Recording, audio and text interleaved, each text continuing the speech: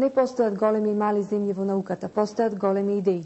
Македонија има научен инженерски помладок со кој треба да се горде пред се со нивните истражувања и иновации.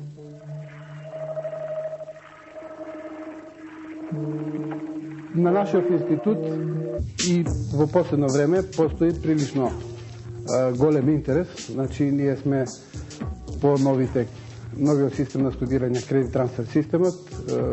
Насоката е компјутерско системско инженерство и автоматика. Има прилично голем интерес. Од почетните 40 студенти, сега сме на 80. Значи, за 2 години бројот на студенти е дуплиран, што значи дека интересот за инженерството е на прилично високо ниво. Што се однесува до колегите кои што веќе се инженери и со нивната работа, мислам дека заслужуваат секоја пофалба и работава која што тие тука пионерски ја сработија во било може да биде сработена во било кој институт ни светот и може да бидат вклучени во било кој проект, било индустријски, во индустријата за производство на роботи, било во истражувачките лаборатории, каде што се вршат истражувања во областа на роботика. Овој робот конкретно како таков не може да реши сега некои нерешливи проблеми, но дефинитивно со секакви модернизации и надградби може да се примени секаде. Самиот тој има способност, освен тоа што оди со способноста за препознавање бои. Односно, ова веб камера што гледаме овде представува сензор за визија и со помош на тој сензор може да препознае промени во околината, да ги интерпретира и во однос на нив да резонира и да донесе некои одлуки. Што значи дека е способен да решава некои когнитивни проблеми. Самото учење со бои представува учење со потикнување, односно најпрвин кога ќе се стави роботот во било која околина, се адаптира на околината, ќе види каде се наоѓа, и прилика ќе научи или каде се наоѓа, сепак некоја боја наоѓа он, потоа чека референтен знак од учителот, односно знак за потик. Тоа е една боја, на пример, ќе му се покаже вака, од кога ќе научи таа боја, влегува во мод на работа. Како ќе дојде нова боја, да речеме црвено светло, ќе се покаже, тој не ја знае таа боја, таа е за него нова и ќе праша што треба да прави. И чека потик од учителот, кој што учителот ќе му действува со референтната боја и ќе му каже новаа боја, на пример, ќе стоиш. Значи тоа е само еден знак за потврда. И така натаму. И секоја нова боја, како ќе дојде, он ако не ја знае прашува, учителот со потик го учи и после на научената акција он действува. И понатаму, како ќе му се покажуваат истите бои, он може да ги извршува соодветните научени акции. На црвено ако научно да стои, ќе стои.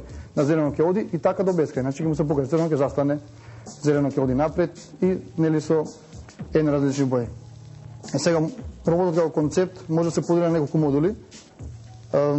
Дефинитивно едниот може да го наречеме целата механика. Другиот може да биде овој електронски дел, значи оваа електроника овде, која што представува целиот дел за автоматизација на оваа механика. Движењето на нозете се извршува со помош на два електромотори кои што се со вграден редуктор.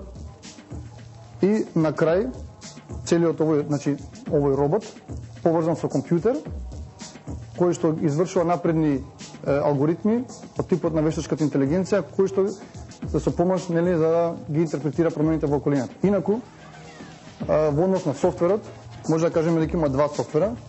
Ние ги нарековме фирмвер и софтвер. Фирмверот е самиот софтвер напишан во микроконтролерот и тој софтвер има за задача да ги движи нозете и да секогаш со помош на сензори да мери позицијата на ногата и во однос на тоа каде е поставена ногата, самиот чекор да биде соодветно извршен. Тој софтвер е доста поедноставен од другиот, затоа другиот, бидејќи е доста посложен, е поврзан со персонален компјутер, бидејќи бара многу голема процесирачка моќ за да се изврши. Погорниот софтвер има имплементирано вештачка интелигенција од типот на невронски мрежи. Тоа се вештачки невронски мрежи кои што алгоритми се инспирирани од работата на невронските мрежи на човекот и со таа инспирација се направен математички процесирачки модел кој што е способен да памти и да донесува одлуки врз база на некои влезови, како да ги кажеме, нели. Сега невронските мрежи, имаме тука два типа на невронски мрежи. Едните ја резонираат акцијата на одење, односно на која боја, која акција ќе биде доделена, а другите го извршуваат препознавањето на бои.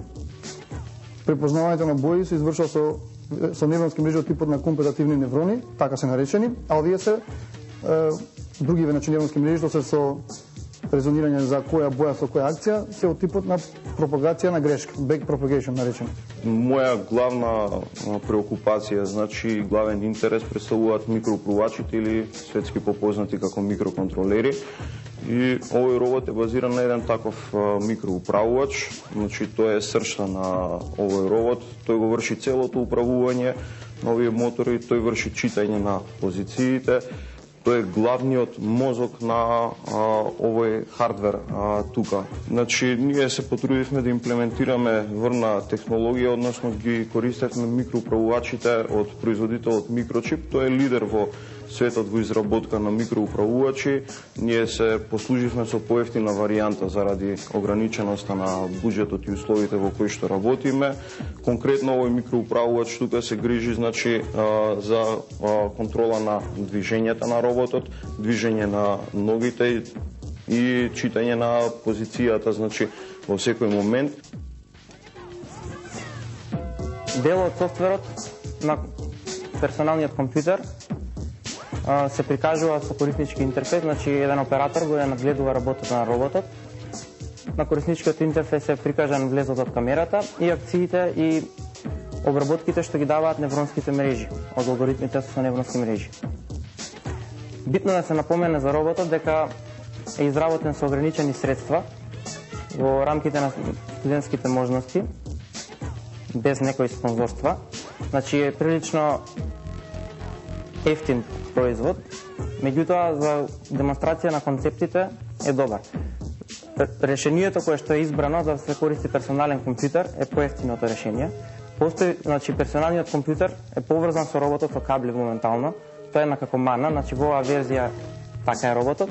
Меѓутоа, во иднина, ако се надоградува роботот, ако се стави побрз микроуправувач на самиот робот, ако се стават батерии соодветно моćни, а соодветно лесни, што се прилично скапи на пазарот, тогаш би се добил тотално независен, автоматизиран робот систем, кој што ние овдека ќе го ставиме роботот на факултетот, ние дипломиравме, меѓутоа идните генерации на студенти тоа ќе може да го направат.